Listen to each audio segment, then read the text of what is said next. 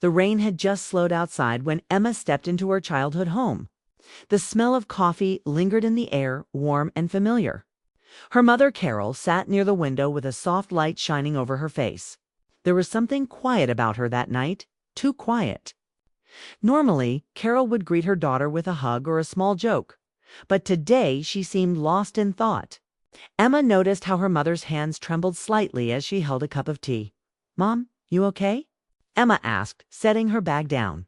She had moved back home just a few months ago, trying to recover from a painful breakup and rebuild her life. She thought things had finally settled into calm again. But one look at her mother told her otherwise. Carol smiled faintly, the kind of smile that tried to hide something deep. "I'm fine, honey, just thinking." Her voice was soft, almost distant. Emma frowned. "About what?" Carol hesitated. Then, after a long pause, she reached toward a small wooden box sitting on the table beside her. It looked old, with tiny carvings along the sides. Something Emma had seen 100 times before but never paid much attention to. Carol opened it carefully, as if touching a memory she wasn't ready to face. "I got this a few weeks ago," Carol said. Inside the box was a single yellowed envelope. The edges were worn and the handwriting looked slightly shaky but familiar in some way. Emma stepped closer. "What is it?"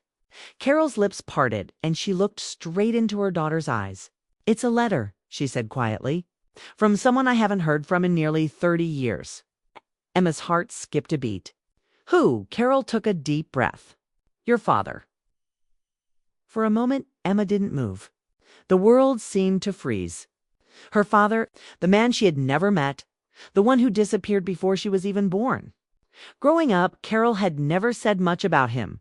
She never called him names, never told stories. She just said some people leave not because they stop caring, but because they don't know how to stay. Emma's voice came out small. "He wrote to you." Carol nodded. "Yes, he says he's been looking for us for years.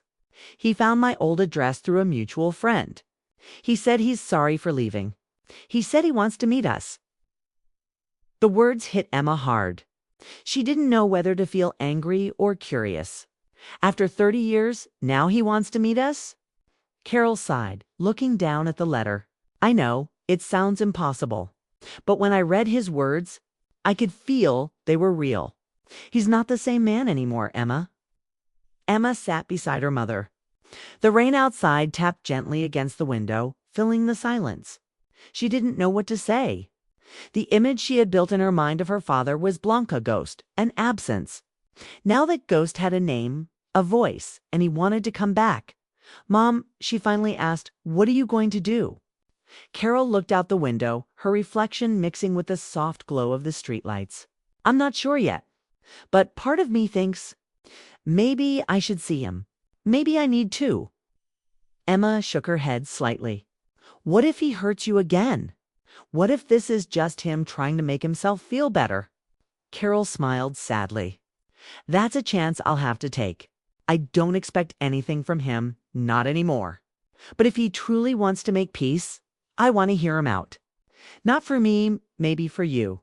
Emma's chest tightened. "For me?" "Yes," Carol said, her eyes gentle. "You deserve to know where you come from. Even if it doesn't change anything, you deserve the truth." They sat there quietly. The only sound was the hum of the refrigerator and the steady rhythm of the rain. Emma studied her mother's face. There was hope there, but also fear. Carol had carried her family alone for decades, never asking for help, never complaining. And now, after all those years, she looked like a woman standing on the edge of something unknown, terrified. But ready to step forward, Emma wanted to be angry.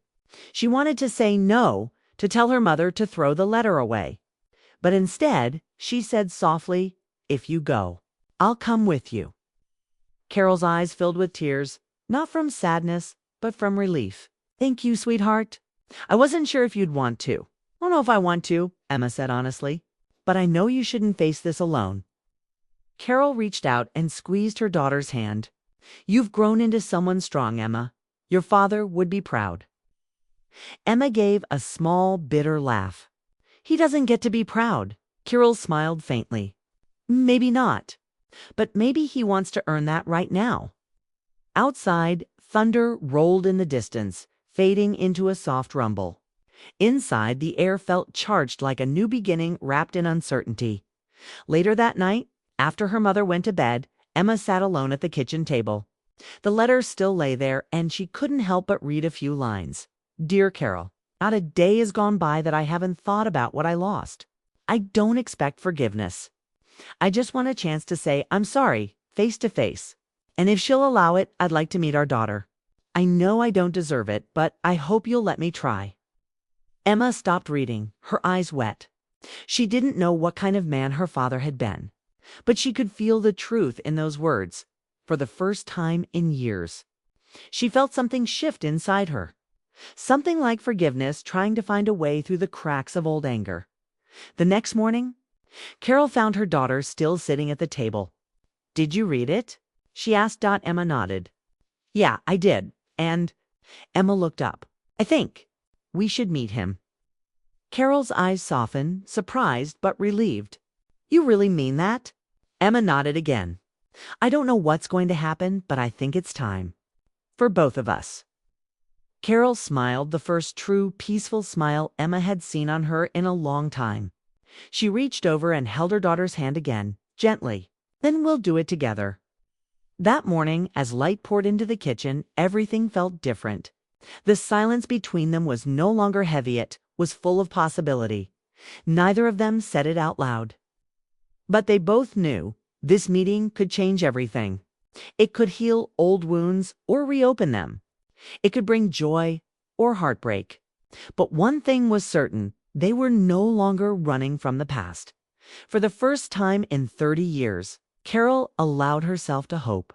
And for the first time in her life, Emma allowed herself to believe that maybe, just maybe, some broken things could still be fixed as the rain clouds drifted away and the morning sun filled the sky. Mother and daughter began preparing for the meeting that would change their family forever. They didn't know what to expect, but their hearts, though scared, were open. The story of forgiveness was only beginning. Saturday morning came bright and calm. But inside Emma's heart, a quiet storm brewed. She had barely slept. Every time she closed her eyes, she imagined what he might look like, her father, the man she had never met. Would he be kind? Would he feel like family, or just a stranger with familiar eyes? Carol tried to stay calm, but Emma could see the nervous rhythm of her mother's hands as she poured coffee. Neither said much that morning. The silence was filled with too many questions and not enough. Ooh! They drove to Portland together, the city shining with early sunlight. The cafe they chose was small, tucked away on a quiet street lined with maple trees turning gold. Carol had chosen it carefully neutral ground, not too personal, not too cold. As they walked in, Emma scanned the tables, her heart pounding faster than she wanted to admit. Then she saw him. A man in his late 50s stood up from the corner. His hair was silver, his frame lean but still strong. His face showed years of life, tired but kind. When he smiled, Emma noticed something strange. Looked like her own smile reflected back at her. Carol, he said softly, his voice trembling. You look just like I remember. Carol gave a faint smile, polite and distant. Hello, David. He nodded slowly, his eyes glancing toward Emma. For a second, he couldn't seem to find the right words. You must be Emma, he finally said. I can't believe this. You're grown up. Emma stayed still, studying him carefully. I am, she replied, her tone guarded. David swallowed, emotion rising in his throat. You look just like your mother. Carol placed a hand on her daughter's shoulder, grounding her. Let's sit, she said quietly. They all took seats at the small table, the air filled with tension and years of silence pressing down on them. For a few minutes, no one spoke. Then David broke the silence. Thank you for coming. I didn't think you'd want to see me. Carol looked at him calmly. I wasn't sure I did, but I thought Emma should decide. Emma met his gaze directly. Why now? After all these years, why reach out? David took a deep breath. Because I couldn't live with it any more the way I left. The way I disappeared. I made the worst mistake of my life when I walked away. I was scared, broke, and stupid. I thought you'd be better off without me, Carol. I thought I'd only drag you down." Carol's eyes softened, but her voice stayed steady. "You didn't even say goodbye." "I know," David said, guilt heavy in his tone. "I didn't know how. I lost my job. I lost myself. And when I realized what I'd done, I was too ashamed to face you. By the time I tried to find you again, you had moved and I had nothing left but regret." Emma listened quietly, her hands clasped together under the table. She wanted to hate him, but hearing the pain in his voice, the honesty, made something inside her ache. "I spent years trying to rebuild my life," David continued. "I never remarried. I couldn't. I tried to make peace with the past, but every day I woke up thinking about the family I abandoned." Carol stayed silent. Her face was unreadable, but her eyes were full of unspoken emotion, nostalgia, maybe even forgiveness. The waiter arrived with coffee, and the moment paused. The simple clink of cups against saucers somehow made everything feel real. Emma looked at her father again. "Do you want to be part of our lives now?" David hesitated. "Only if you want me to be. I'm not here to erase what I did. I just want you both to know. It's the truth. I want a chance, if not to be forgiven, then to be understood." Carol's hand trembled slightly as she lifted her cup. "You've changed, David," she said softly. "I can see that." He smiled faintly. "Took me long enough." The tension in the air began to ease just a little. David told them about his years working in another state, about the small art shop he ran, about the quiet life he built alone. Carol shared how she had raised Emma, how she worked long hours but found joy in every small moment. Emma found herself listening, not just as a daughter, but as someone seeing two lives reconnect after decades apart. When they finished their meal, David looked at them both. "I don't expect things to be normal after one meeting," he said. "But maybe we could try again. Maybe I can start by being your friend." Carol looked at Emma, letting her decide.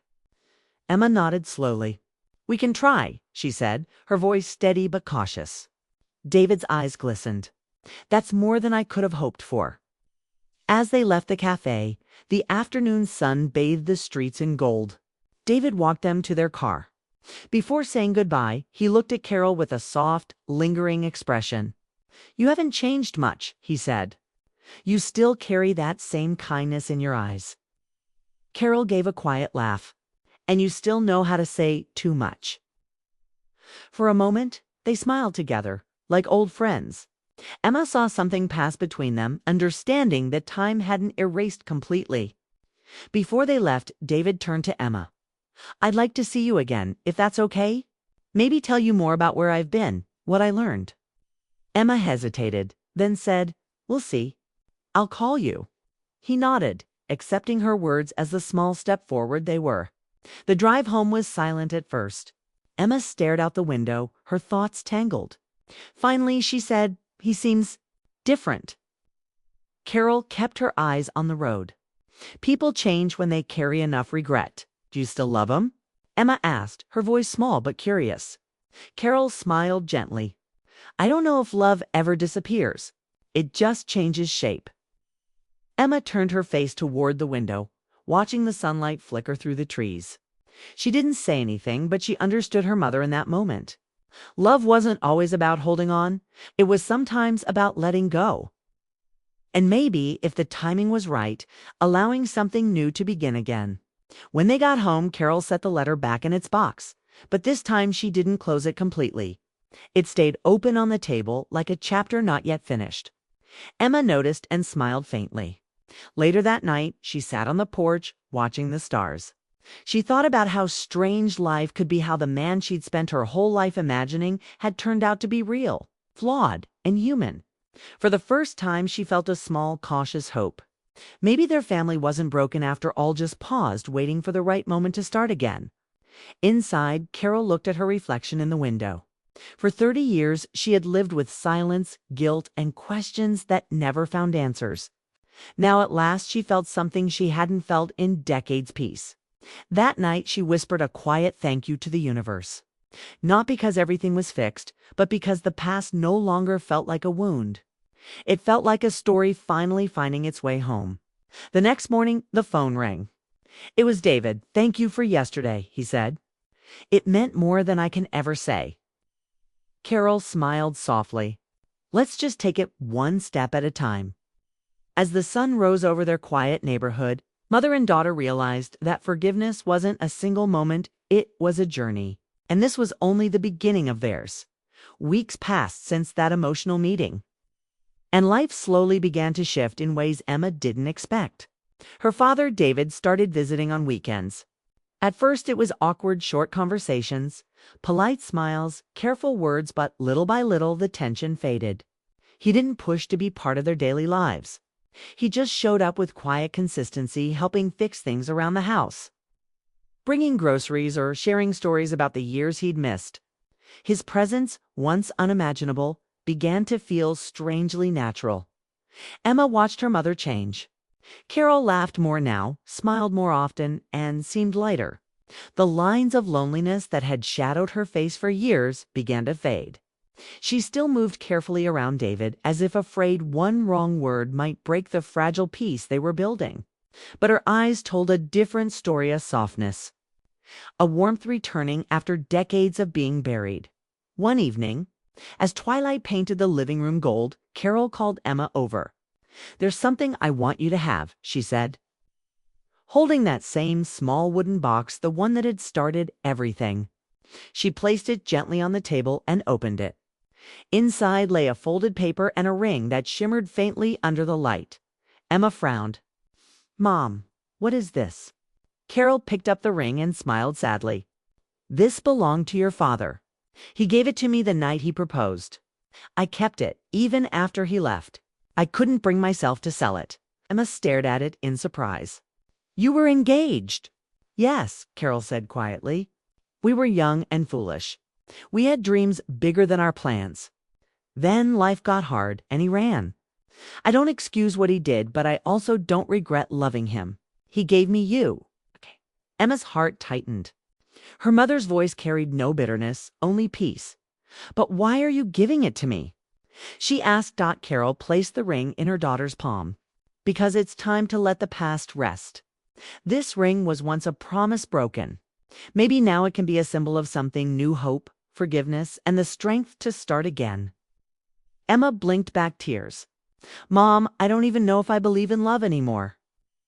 Carol smiled softly. "That's exactly why I want you to keep it.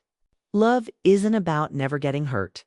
It's about believing that even after everything falls apart, something beautiful can still grow." Emma nodded, her throat tight.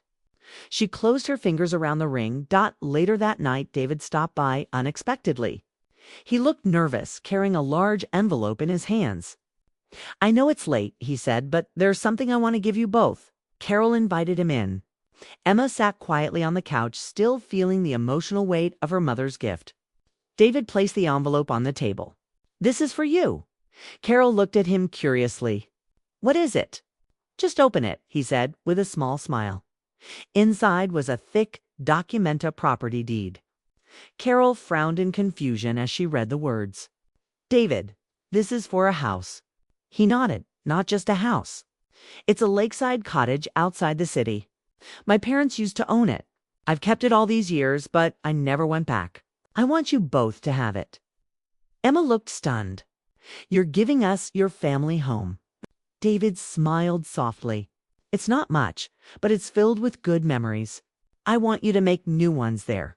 You both deserve a place where peace lives, not just memories of pain." Carol shook her head, tears welling up. "David, we can't accept this. It's too much." "It's not a payment," he said gently. "It's a gift. My way of saying thank you for letting me back into your lives, even just a little. I don't want the past to haunt you anymore. I want to leave something good behind." Carol pressed her hand to her mouth, speechless. Emma sat in silence, her heart full. In that moment, she realized that forgiveness wasn't only about words, it was about actions. It's about trying to make things right, even when you couldn't undo the hurt. They visited the cottage a few days later. It stood near a calm blue lake surrounded by tall pine trees. the air fresh and quiet. The small white house looked worn but welcoming. Inside, old photographs hung on the walls, David's childhood frozen in frames. Stories waiting to be retold. Carol walked through each room slowly, touching the furniture, running her fingers over the old window frames. She smiled softly. "It feels peaceful here," she said. David nodded. "It always was. My parents loved this place. I thought, maybe you could love it too." Emma wandered out to the porch overlooking the lake. The water shimmered under the sunlight, and for the first time in a long time, she felt something lift off her shoulders. It was as if all the hurt, the confusion, and the years of absence had finally found a quiet place to rest. Autumn came quietly, painting the trees around the lake cottage in shades of gold and red. For weeks, Carol, Emma, and David had been spending their weekends there fixing old windows, repainting walls, planting flowers by the porch. The house, once empty and forgotten, now echoed with laughter and stories. It wasn't perfect, but it felt alive. It felt like family. One chilly evening, Emma noticed that David looked tired. He brushed it off, saying it was just a cold, but his color was pale and his movements slow. Carol worried immediately. She insisted he see a doctor, and after a few days of persuasion, he finally agreed. When the test results came back, the truth broke through their fragile peace. David was sick. His heart condition, something he had ignored for years, had worsened. It wasn't immediately life-threatening, but the doctors warned it could become serious if not managed carefully. Carol sat beside him in the hospital room, her hands trembling slightly as she held his. "Why didn't you tell us sooner?" she asked softly. David smiled faintly. "I didn't want to worry you. I just wanted time to make things right." Tears welled in her eyes. "You could have told me. You don't have to face things alone anymore." He squeezed her hand gently. "Old habits die hard, Carol. I'm learning." Emma stood quietly by the door, watching her parents. Seeing her father weak like that made something ache deep inside her. For so long, she had imagined him as a mystery someone who had walked away without a thought. But now all she saw was a man trying his best to make peace before it was too late. Over the next few weeks, David's health declined. He moved into the cottage full-time, and Carol stayed with him, refusing to leave his side. Emma visited every day after work, bringing homemade soup or simply sitting with him while he rested. The three of them shared stories late into the night, as if trying to fill the gaps of 30 lost years in the time they had left. One evening, as rain fell softly outside, David called Emma over. He looked weaker than before, but his eyes were steady and kind. "There's something I need to ask you," he said quietly. Emma pulled a chair beside him. "What is it?" "Promise me you'll take care of your mother," he said. "She's strong, but she carries her heart too quietly. Don't let her hide behind her strength." Emma's throat tightened. "You're going to be okay," she said quickly, though her voice trembled. He smiled faintly. "Maybe, but just in case. Promise me." Emma took his hand. "I promise." He nodded, closing his eyes for a moment. "You've grown into everything I hoped you'd be. I may not have been there, but I've never stopped loving you." Tears streamed down her face. "I know, Dad, and I forgive you." For the first time, the word Dad came out naturally, without pain. It felt right. Days turned into weeks. The trees outside the cottage lost their leaves. The lake shimmered under the pale sky, and time moved slower. David's condition worsened, and eventually he was too weak to leave his bed. Carol spent every hour with him, reading to him, holding his hand, whispering things only they could understand. The love that had once been broken now stood quietly, mended not by time, but by forgiveness. One evening, as the sun dipped behind the hills, David opened his eyes and smiled faintly at Carol. "You've always been my peace," he whispered. Carol's tears fell softly. "And you've always been my lesson in love." He smiled again, then closed his eyes. The room was silent except for the sound of the wind moving through the trees. David passed away peacefully, his hand still in hers. For a long time, Carol didn't move. She just sat there, holding his hand, feeling the warmth fade slowly. When Emma arrived a few minutes later, she found her mother sitting beside him, calm and quiet. "He's gone," Carol said softly. But he wasn't afraid.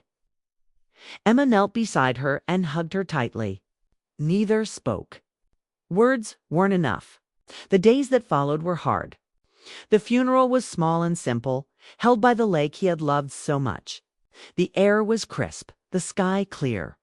Carol read a short letter David had written before he passed. His words were steady, full of peace. To Carol and Emma, "Thank you for giving me back my family. I may have missed the years, but in the end, I found home again. Don't remember me with sadness. Remember me with forgiveness. You gave me a chance to say goodbye, and that's more than I ever deserved."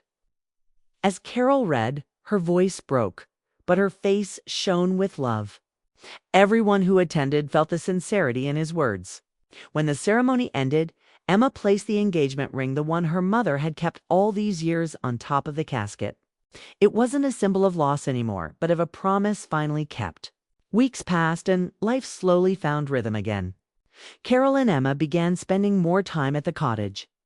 They fixed up the garden, repaired the fence, and hung new curtains. The house no longer felt like a reminder of goodbye. It felt like a gift, a bridge between what was lost and what was found again. One evening, Carol stood by the lake watching the sunset. The water reflected the sky in hues of orange and pink, and the gentle wind brushed through her hair. Emma joined her, handing her a cup of tea. "It's beautiful tonight," Carol said quietly. Emma nodded. "He'd have loved this view." Carol smiled softly. "He does. I feel him here." They stood together, the silence between them warm and peaceful. The pain of loss was still there, but it had softened. It no longer felt like an open wound. It felt like love that had simply changed shape. Later, as night fell, Carol sat by the fireplace, writing in her journal. She wrote about forgiveness, about time, about how love, even when it falters, can still leave behind something good. Emma watched her mother with quiet admiration. She realized her mom wasn't just strong, she was brave. Brave enough to open her heart after being hurt. Brave enough to forgive. That night, before bed, Carol whispered softly to herself, "Thank you, David, for coming back when it mattered most." Outside, the wind moved through the trees, gentle and calm, carrying the feeling of peace through the house. The ring now rested on the mantel, next to a framed photo of the three of them standing by the lake smiling.